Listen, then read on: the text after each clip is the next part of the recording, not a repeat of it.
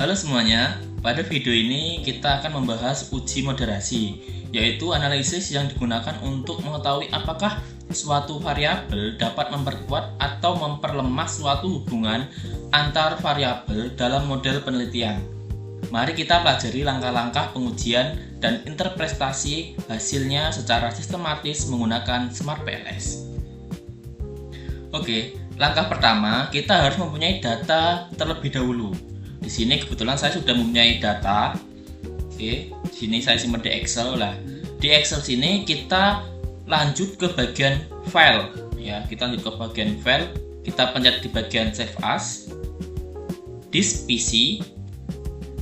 Lah, di bagian sini kita harus tahu dan kita harus ingat di mana kita menaruh data kita. Jangan sampai kita lupa ya. Oke. Di sini saya mau naruh di bagian dokumen. Nah, sini bagian save as type kita pilih di bagian CSV, delete mid. Oke, lalu kita mencet, lalu kita save. Oke, setelah sudah tersimpan di dokumen, di folder, lalu kita pindah ke aplikasi PLS. Nah, di aplikasi PLS ini kita lanjut ke new project. Nah, di sini kita bebas mau kasih nama siapapun, entah namanya Andi, entah siapa terserah. Kita kasih nama moderasi 2. Oke, terus kita create. Nah, di sini kita pencet bagian import data. Kita mengimport data dari Excel tadi untuk dipindahkan ke SmartPLS ini. Kita pencet. Nah, di sini data moderasi 2 kita buka. Nah, kita prepare dulu. Nah, di sini nggak usah fokus ke sini, kita langsung ke import. Nah, di sini data ini sudah pas, sudah sampel dan indikatornya juga sudah pas semua. Lalu kita back, kita kembali lagi, kita pencet bagian create model. Nah, di bagian create model ini kita di bagian model tipe kita ganti menjadi PLSM, dan di bagian sini kita menjadi kelompok 3 misal. Oke, kita tunggu lah. Lalu di sini kita itu harus membuat suatu bagan atau suatu grafik seperti contoh di sini. Oke, kita share dulu, kita buatkan dulu.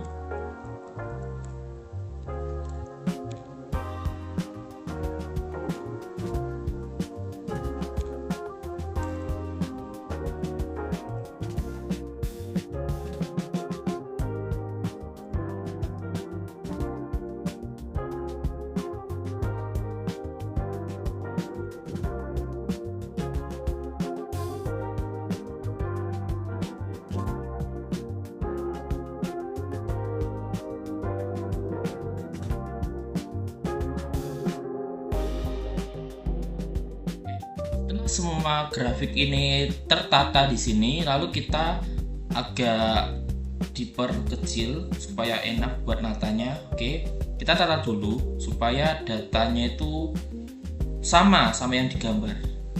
Oke, bagian EI itu di bawah, lalu RT di atas. Oke, kelebihan. Sorry. Lalu di bagian EDF kita taruh di samping. Nah, cara buat menata ini supaya di pinggir itu kita pencet sini, indikator ini kita pencet. Nah, dia pasti akan pindah otomatis, sama seperti yang lain. Jadi kalau mau pindah kita pencet di bagian indikator. Oke, kita paskan.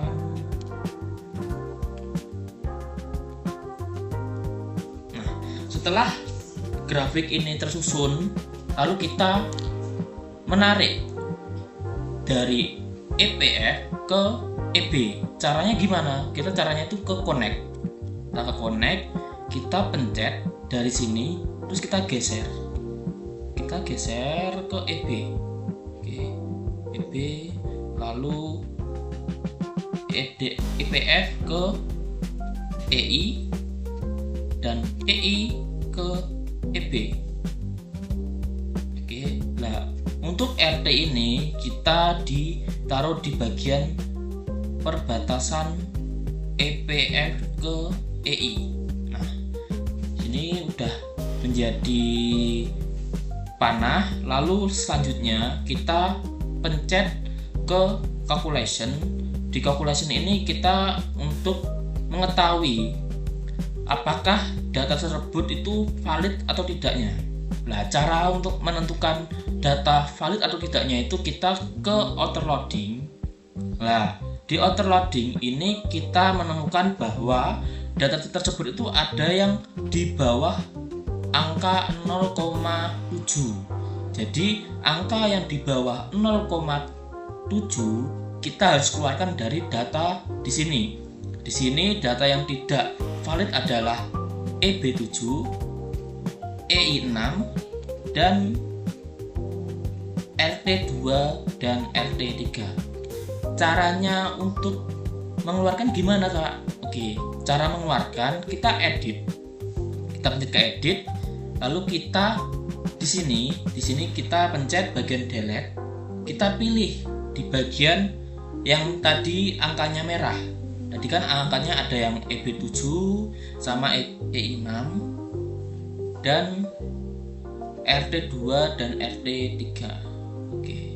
Setelah sudah dihapus semuanya, kita pindah lagi ke calculation, kita ke PLSM algo, kita ke start.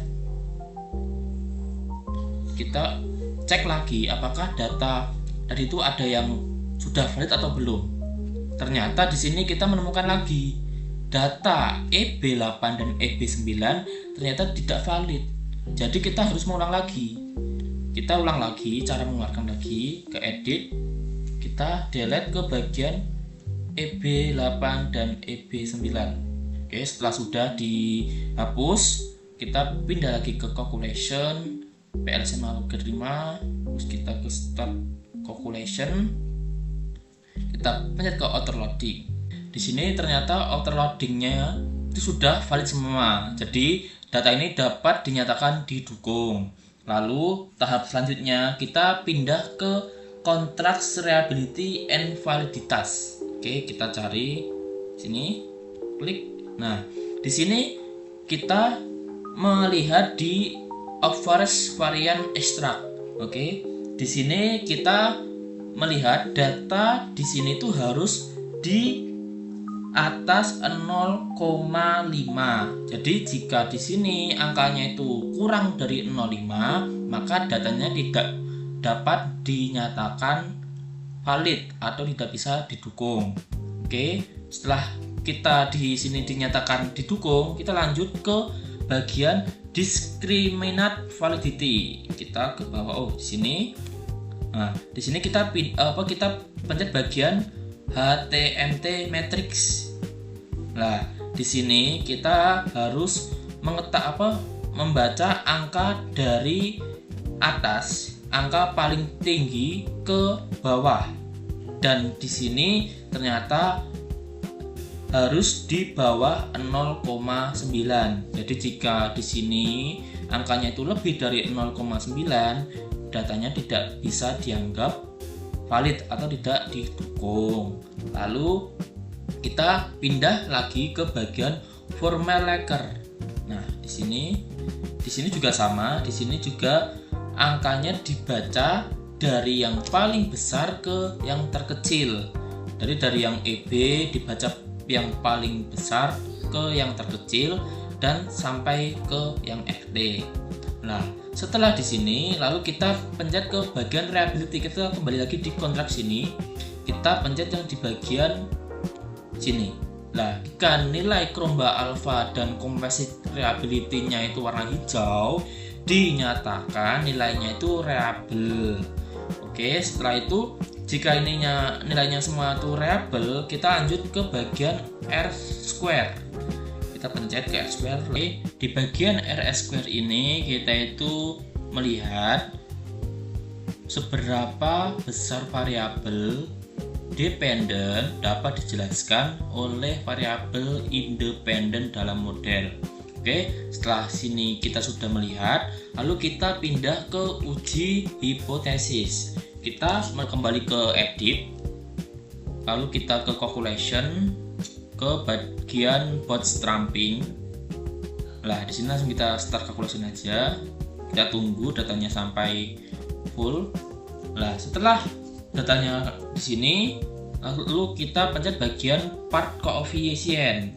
Nah, di part coefficient ini kita melihat di bagian p-value-nya saja, ya. Jadi di bagian p-value ini nilainya itu harus di bawah 0,05. Oke, jika nilainya di bawah 0,05, maka nilainya dianggap signifikan. Tetapi jika nilainya itu lebih atau di atas 0,05, maka nilainya itu dianggap tidak signifikan atau datanya tidak dapat didukung. Nah, setelah ini lalu kita ke bagian mediasi. Oke, kita bagian mediasi, lalu kita pencet bagian specific interest effect. Nah, di sini kita lihat di bagian p-value-nya. Di sini p-value-nya itu harus di bawah 0,05. Oke. Jadi p-value itu harus di bawah 0,05. Jika nilainya p-value-nya itu di atas 0,05 seperti yang di sini, itu tandanya itu tidak dapat didukung atau tidak signifikan. Oke, jika tandanya itu hijau itu signifikan, dan jika tandanya itu dia itu merah angkanya dianggap tidak signifikan. Lalu kita membaca hipotesisnya di bagian part coefficient. Oke, di bagian sini kita membaca di original sample.